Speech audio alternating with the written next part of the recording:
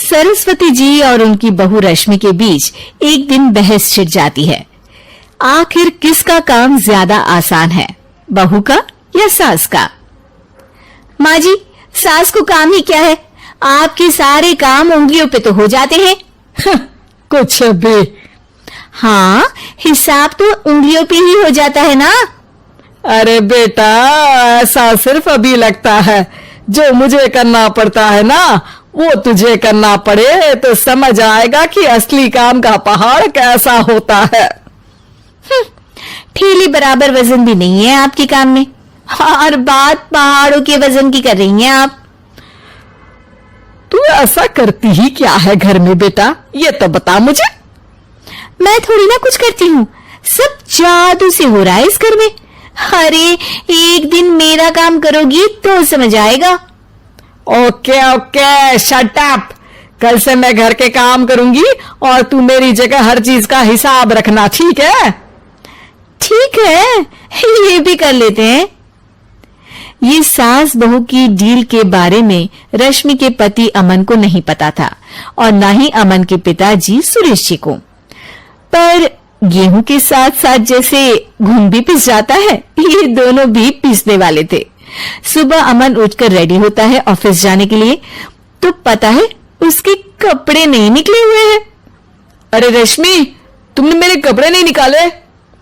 अपनी माँ से पूछो ना, उन्हीं का काम है ये। अमन अपनी माँ के पास जाता है।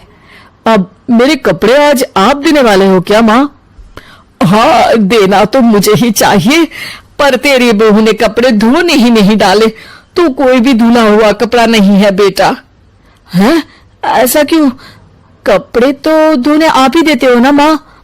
अरे बहू ने तुझे बताया नहीं, अब हम अदल बदल गए हैं, मैं अब बहू और तेरी बीवी सास। अमन परेशान हो गया। वो बिना इस्त्री के कपड़े पहनकर ऑफिस चला गया। सरस्वती जी अपने घुटने के दर्द के कारण झुककर घर साफ नहीं कर पा रही थी और ना ही खाना बनाना याद रख पाई। उधर रश्मि पहले ही दिन घर की चाबी घुमा चुकी थी और 300 रुपए का हिसाब अलग नहीं मिल रहा था, पर दोनों का ही घमंड कैलाश पर्वत से भी बड़ा था और दोनों ही खेमे एक दूसरे की बात मानने को बिल्कुल तैयार नहीं थे। शाम को जब सुरेश जी और अमन खाना खाने बैठते हैं तो सरस्वती जी उनके सामने गाजर और पपीते लाकर रख देती हैं। अरे माँ, ये क्या है? ख्याली पुलाव के साथ सलाद। माँ जी खाना बनाना भूल गई लगता है। अरे एक एक चमन्नी का हिसाब है मेरे पास, खाना बनाना कैसे भूल जाऊंगी? ये तो मैंने पढ़ा था कि फल फ्रूट खाने से सेहत अच्छी रहती है, इसीलिए ये ले, एक फल खा ले। रात को सुरेश जी और अमन अपनी मीटिंग बिठाते हैं अकेले में। बाबूजी, इनकी लड़ाई के कारण ना हमें ठीक से खाना मिल रहा है, उल्टा घर के सारे काम रुक गए हैं। हाँ बेटा, 2 भैंसों की लड़ाई में बेचारे खेत के पौधों का भी नुकसान हो रहा है। पर पापा, क्या बताऊं आपको, मैंने माँ को इस महीने की 2 तारीख को बिजली के बिल के पैसे दिए थे। आज बिल भरने के लिए मांगने गया तो पता चला कि रश्मि उन पैसों से गैस सिलेंडर ले आई। अच्छा, तो सिलेंडर के पैसों का क्या हुआ? अब सिलेंडर के तो कोई पैसे नहीं थे बाबूजी, हमारे घर पर गैस की पाइपलाइन लगी है ना। बेटा, इन दोनों का कुछ करना पड़ेगा, नहीं तो अपने घमंड के चक्कर में पूरा घर बर्बाद कर डालेंगे ये दोनों। अमन और सुरेश जी काफी सोच विचार के बाद एक निष्कर्ष पर पहुंचते हैं। रात ही को दोनों अपनी पत्नियों की अलमारी से नई साड़ी निकालते हैं और सुबह जब रश्मि और सरस्वती जी उठते हैं तो देखते हैं कि दोनों पति साड़ी पहनकर चढ़ाव पर सब्जियां काट रहे हैं।